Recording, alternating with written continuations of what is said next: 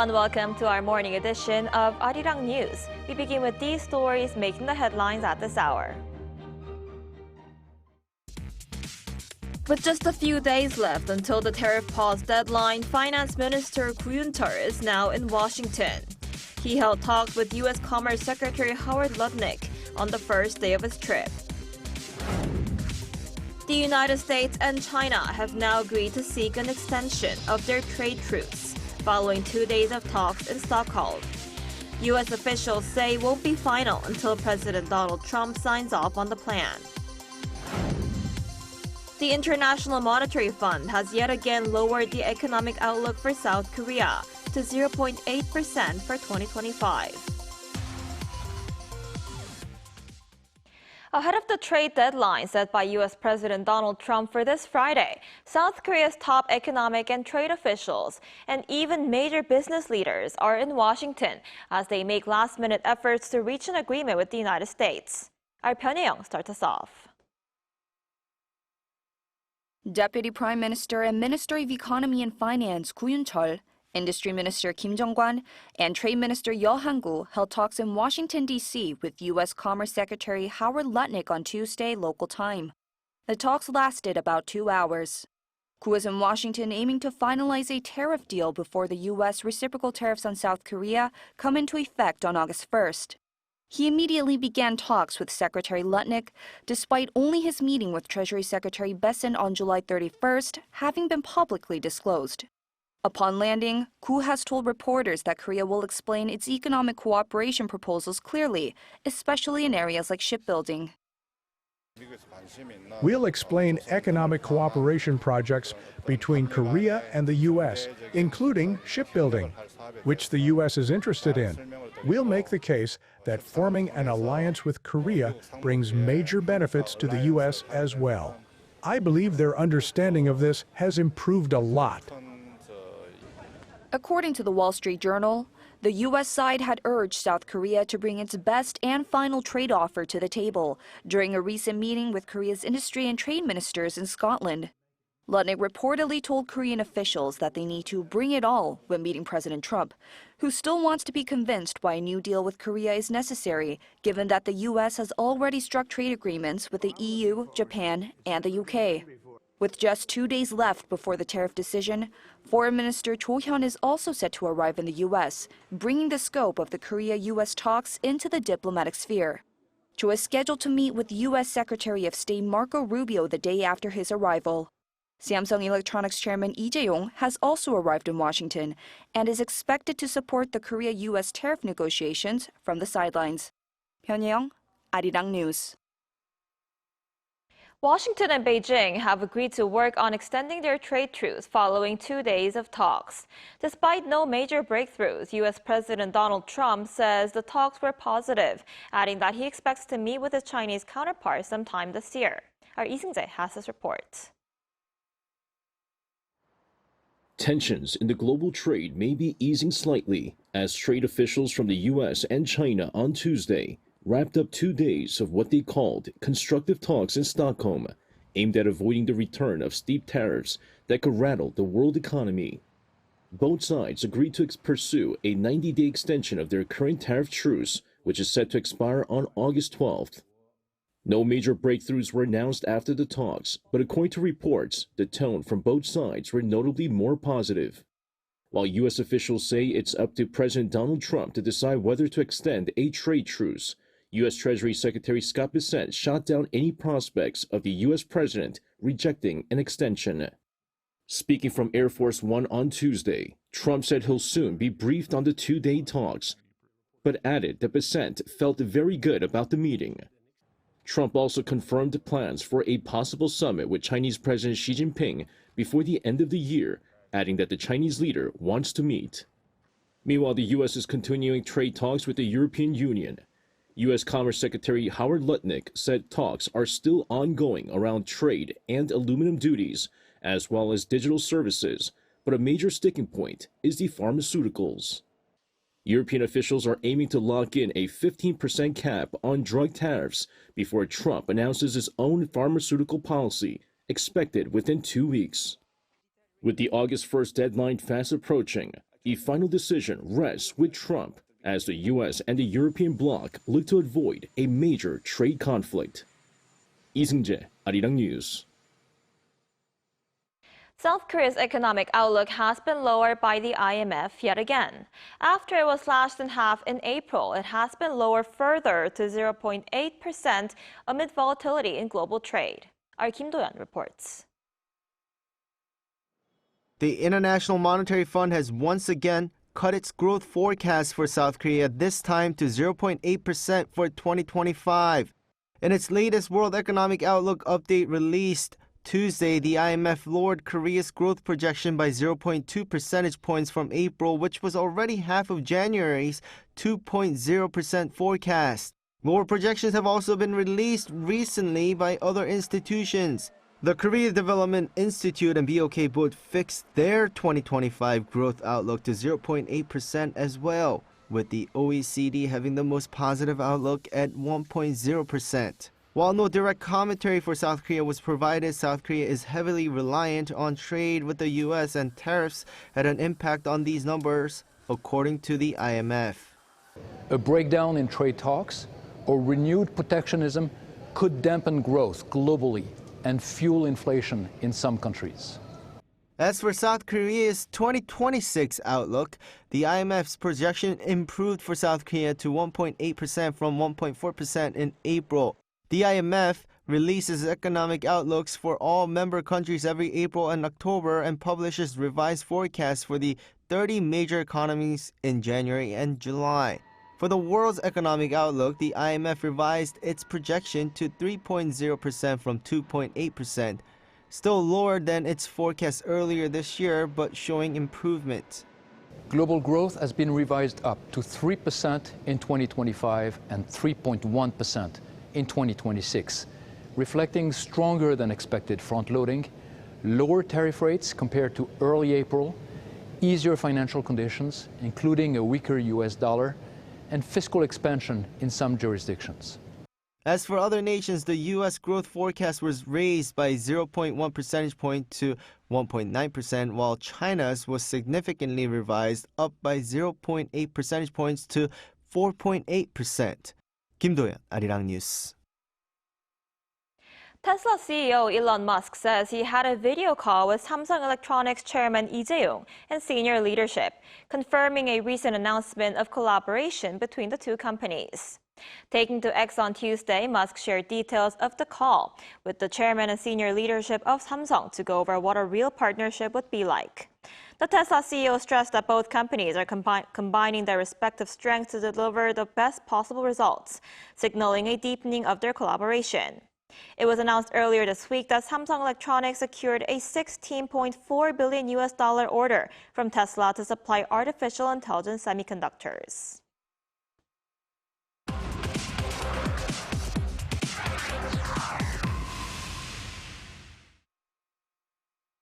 South Korea is experiencing its hottest weather in decades, with thousands of people affected by heat-related illnesses. For more on what's behind the extreme heat, we're joined by Professor Yoon Jin-ho, professor at the School of Earth Sciences and Environmental Engineering at Gwangju Institute of Science and Technology. Professor Yoon, thanks for joining us this morning. Thank you for having me. So I don't think I remember Seoul ever being this hot. We've seen temperatures well above average over the past few weeks, with intense heat waves followed by sudden downpours. What's causing this extreme weather? So if we recall back, this summer, the Changma started quite early. So there was a lag curve, but then it ended quite suddenly. So, and then after Changma is over, we start to have consecutive heat waves. And then suddenly, like last week, we had torrential rains that wiped through almost the entire countries. So this particular summer, we still have literally more than a month to go, but those evolution is, we think it's related to this Western North Pacific high pressure that has been grow rapidly compared to normal days. And then it pushed the Changma front northward, and we are on the heat wave. And then somehow the last week that the Pacific high was retreated. So we had the rains along the corridors. So this is kind of just a kind of a simple look back of what happened in the summer. But on top of this kind of weather's fluctuations, the heat wave have been more common and more frequent and more extremes. Meaning that it just even at nighttime it's very hot, and then it just the day after the other, just heat waves that continues. But the rain is more difficult to assess whether this is related to like any external forcing like a global warmings. But like a heat wave is quite simple. Now everybody can see. 2018 we had a historic heat wave, but then that record has been breaking in 2022 and 2024, and then in this year we are on the right track to break that record again. So more frequently we are breaking those kind of the top records. But the rain is, as I said, is more complex. But we start to have a more clear evidences that this is getting stronger, getting more extremes, and more frequent as well.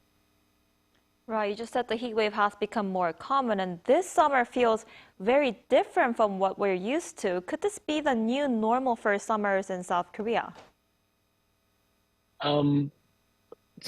What data shows is that our summer temperature has been steadily increasing. But if you just, the one thing what we cares more is like the really warm summer or hot summers. So for example, as I mentioned, the 2018 we had a record, but then before 2018 it was 1994.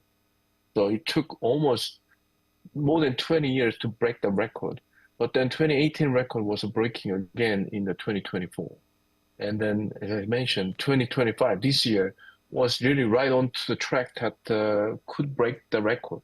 Whether we do that or not, it's, scientifically it's interesting, but the thing is, we are getting into more frequent hotter summers, I should say that. So meaning this maybe eventually it will be our normal days, normal summers.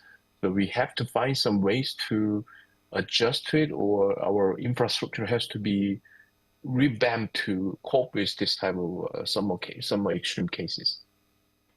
See, and with the scorching heat likely to persist throughout the summer with about a month to go, like you said, how should the government and local authorities prepare for this kind of extreme weather?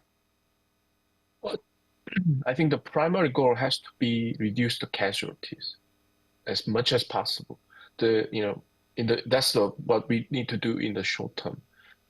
To achieve that, we have to increase our capability to predict, and then the information from the weather forecast, weather prediction has to be relayed to the general public.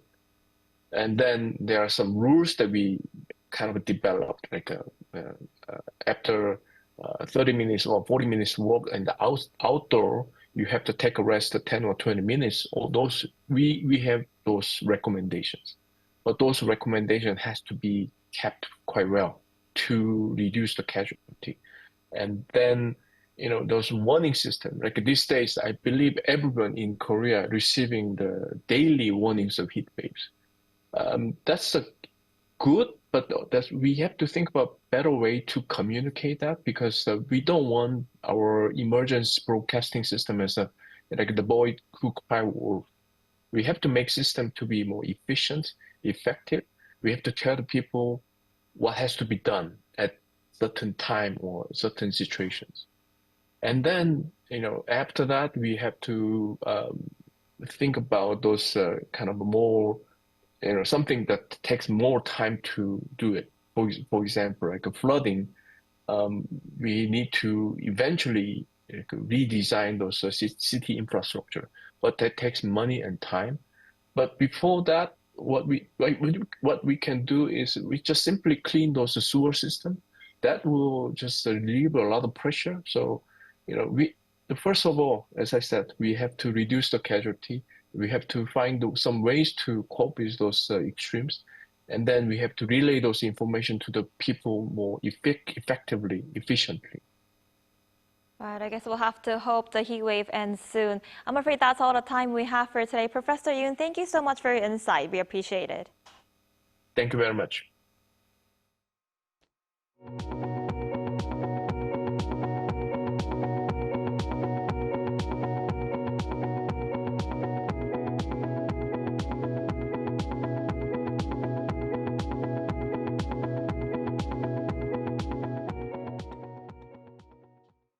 Washington has once again signaled that it's open to talks with North Korea after the regime said talks with the U.S. are possible only if Washington drops its demand for denuclearization. When asked about the North's recent statements in a press briefing on Tuesday local time, U.S. State Department spokesperson Tammy Bruce said Trump is willing to speak with everyone in order to achieve peace and prosperity, just as in the president's first term. Her comments come a day after Kim Yo-jong, the influential sister of the North Korean leader, said the United States must accept North Korea as a nuclear power, while noting that the personal relationship between Trump and Kim Jong-un isn't bad. Over the past week, South Korea welcomed 6 Korean War veterans and their families from 19 countries. Among them, 94-year-old U.S. Navy veteran Dr. Malcolm Williamson. Our Kim Jong-sil sat down with him. More than 70 years ago, he served abroad, a U.S. Navy minesweeper during the Korean War. This week, he returned to the country he once helped protect. Dr. Malcolm Lean Williamson is one of 6 UN veterans invited to Korea as part of a government-led program marking UN Forces Participation Day on July 27th. Dr. Williamson, welcome back to Korea. Thank you so much for being here. What do you think when you think of the word Korea? Well, I served in the Korean War in 1951 through 53 on a minesweeper and had some close calls. But I appreciate the fact that we have a chance to come and revisit Korea through the program. One of those close calls came during a mission near Incheon, where his ship took a direct hit. The water just churned and smoke drifted by, the ship shuddered, and I knew we'd been hit. And if I had run down the starboard side, I would have been right where a shell hit. He never forgot that moment, and returning decades later, he found a country transformed.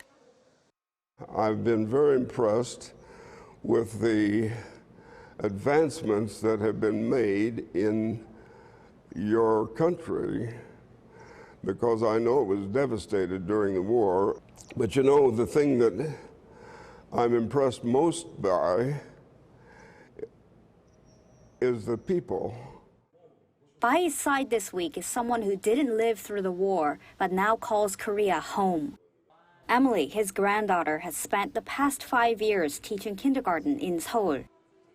I've lived here for 5 years, and I've always been very proud of my grandfather and the sacrifices he made. For Emily, it wasn't just stories this time. It was seeing that gratitude in person. I'm really touched, and it's been a very special experience seeing my grandparents here in Korea and having them be taken care of by so many loving people. After the war, Dr. Williamson earned a PhD in statistics from USC and spent decades consulting on medical research. Now at 94, he leaves Korea with one final message. I hope that people will recognize that their inalienable rights come from God.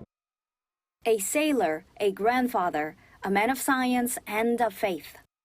Honored by the nation he once helped protect. Kim Jong-sil, Arirang News.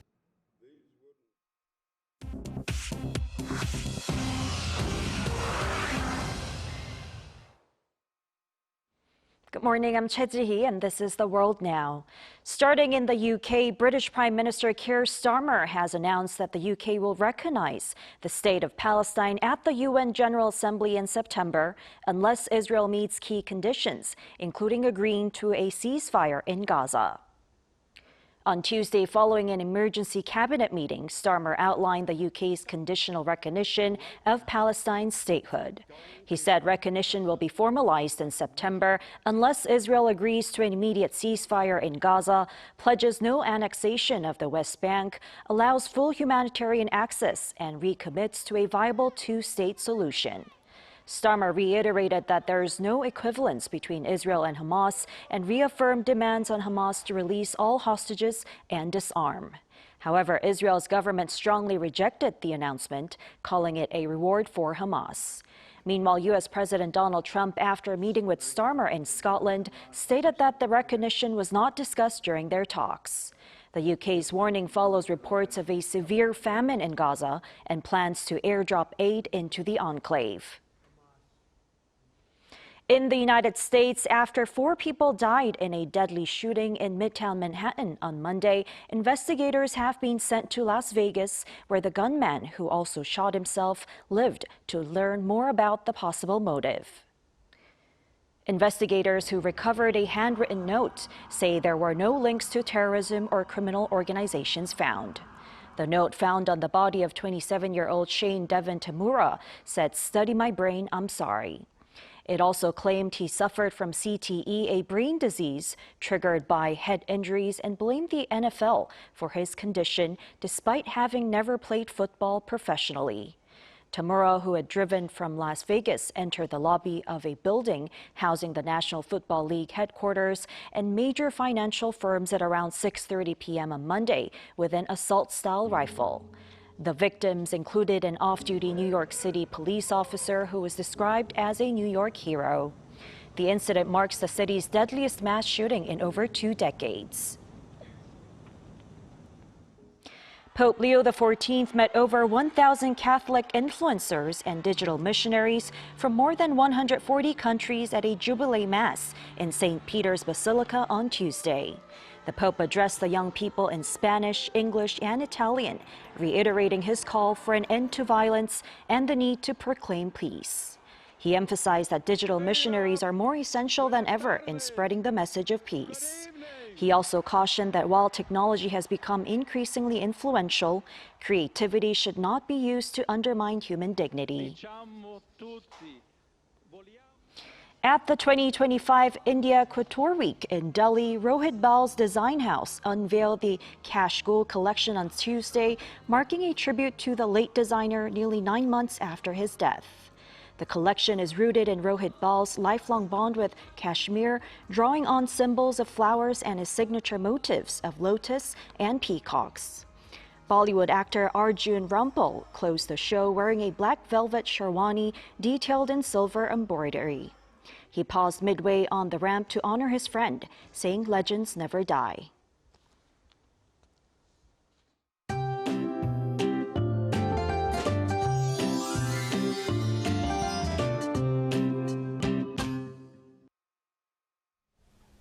Today is Jungbok, the second of the 3 hottest days of summer in Korea, known as Sambok. As this period marks the peak of summer heat, heat wave warnings are in place pretty much everywhere. Even Taebaek in Gangwon-do province, known as a cool zone due to its typically mild summer temperatures, is now under a heat advisory. Mostly sunny skies will shine down again, but there is a chance of isolated showers this afternoon in northern parts of Gyeonggi-do and parts of Gangwon-do province with 5 to 30 millimeters in the forecast. And this afternoon, most parts will see temperatures exceeding 35 degrees Celsius again. Seoul, Daegu topping out at 36 degrees, Daejeon sweltering at 38 degrees Celsius. Hot, dry, and mostly clear weather will continue for the time being with no significant rain in the forecast. Remember to drink water even if you don't feel thirsty. Your body needs water to regulate body temperatures to cope with the heat.